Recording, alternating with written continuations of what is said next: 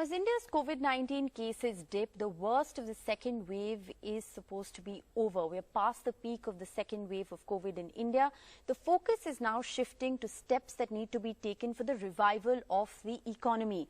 After the battering by the COVID-19 pandemic, subsequent lockdowns, well, we're joined by C Mariwala, the chairman of Marico, who was named the EY Entrepreneur of the Year 2020. Thanks so much for speaking with NDTV. Yeah. I want to begin by asking you about, the second wave of COVID has really battered us and the growth forecast has been cut. As far as industry is concerned, there is a general pessimistic outlook about the economic prospects. When do you see growth returning to the 2019 levels? So very difficult to predict because one doesn't know how the virus will mutate. But as of today, I can look at the July to September quarter.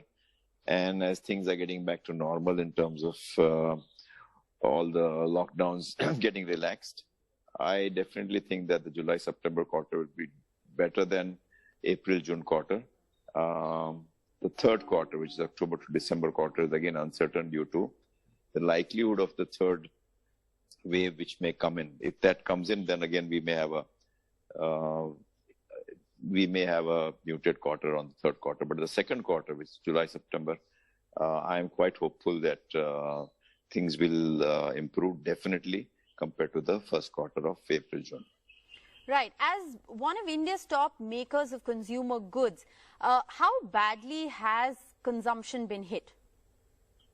So a lot depends on what is your portfolio of products and to what extent is it geared towards essential products and to what extent so-called discretionary items which could be avoided if there was a crunch at the household level. So in terms of essential, the impact has been much lesser compared to the so-called discretionary, which is, it could be something to do with high-end skincare products, or it could be something to do with styling products or grooming products.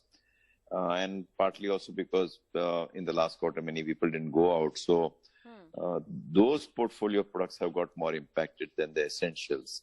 In our case, essentials include parachutes, Afola, our oats, and I think the impact on that has been much lesser than some other products like Live-On or Set Wet grooming products, Right, of course. So it differs on the basis of what's, that discretionary part, of course, and that's interesting. But, one of the defining features as far as this second wave of the COVID pandemic is concerned, and what's really set it aside from the first wave of the pandemic, is the proliferation of the COVID-19 infection in rural areas. Now, this has been a very worrying development.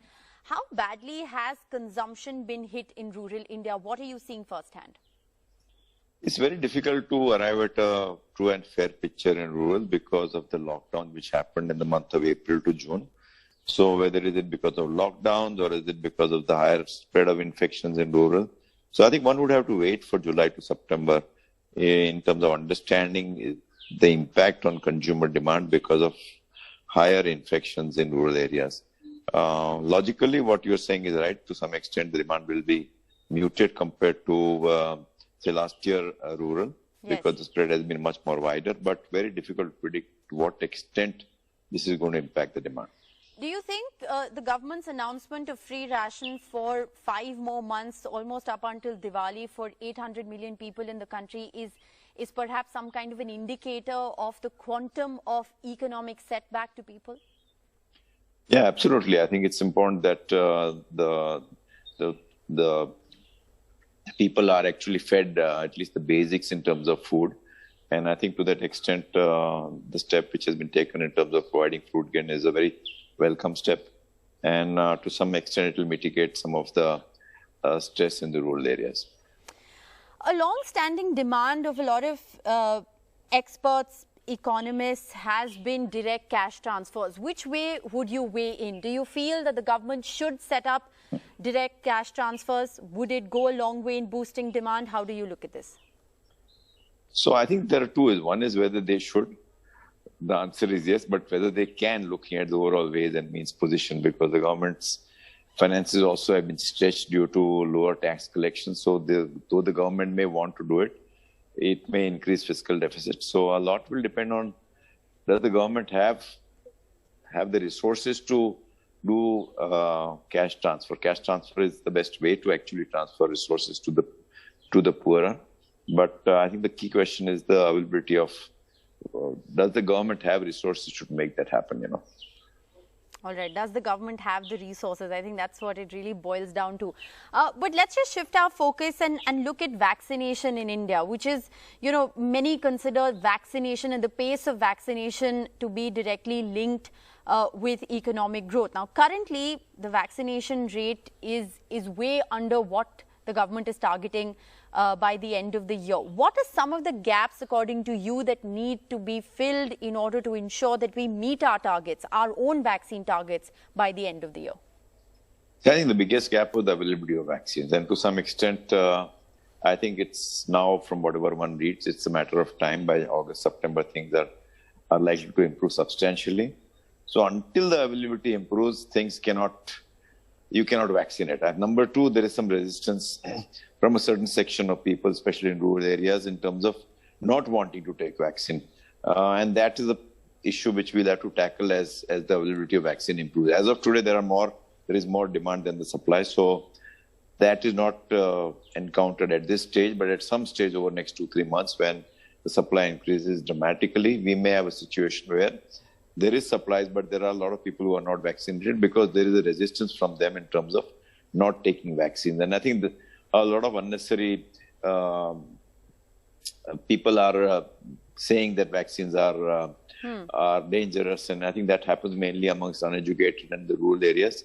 It's a matter of time. I think that's another challenge that the government will have to deal with. And I think everybody has to pitch in, whoever can pitch in terms of convincing people to take vaccines. And there is nothing wrong in taking vaccine. It's absolutely safe. It's a must if you want to avoid the third wave. Well, you know, it's interesting that you say this, because one has seen, you know, influencers, yoga gurus spreading all kinds of messages about vaccine hesitancy, allopathy. This has, you know, sown seeds of doubts against modern medicine, against the use of COVID-19 vaccines. As a business leader, what would your message be? No, I think we have to aggressively, all the stakeholders, whether it is businessmen or whether it is doctors or whether it is the government or any other influencers, have to pitch in, whether it's actors, to counter this so-called feeling that the vaccine is not safe, you know. And I think all of us have to pitch in, and we can pitch in our own way in convincing people to take vaccines, you know. Right. Before we let you go, I want to ask you the other question, and I'm sure you're asked this a lot. It's about jobs. And that's, of course, you know, one of the biggest casualties as far as the pandemic is concerned. What will it take for the private sector to start hiring again? I think a lot depends on demand, you know, because if the demand is not there, then though the hiring takes place for meeting that demand in terms of supplies, you know, and the demand got impacted definitely in the first quarter, April, June. And to some extent, as I mentioned earlier, it will improve in the second quarter. So if things improve and if there is no third wave, then I think the job situation also should improve. Do you think in terms of job losses, it's been downplayed, underestimated? What's your assessment? I don't have an exact data in terms of whether it's underestimated, but it's worrying. And I think there are, in some cases, as I mentioned earlier, it may be to some extent, I won't call it temporary, but some downturn which impacted us in the first quarter would get made up in the subsequent quarters. And some sectors which are badly affected, hospitality, hotels, tourism, I think many of them have some losses may occur permanently. And I think that's more worrying, because I think many weaker companies in stress sectors will close down, you know. And I think that will impact jobs permanently. And we need to ensure that those sectors at least are able to revive back. All right. Well, Mr. Mariwala, thanks so much for sparing your time and being with us on NDTV this morning. Thank you.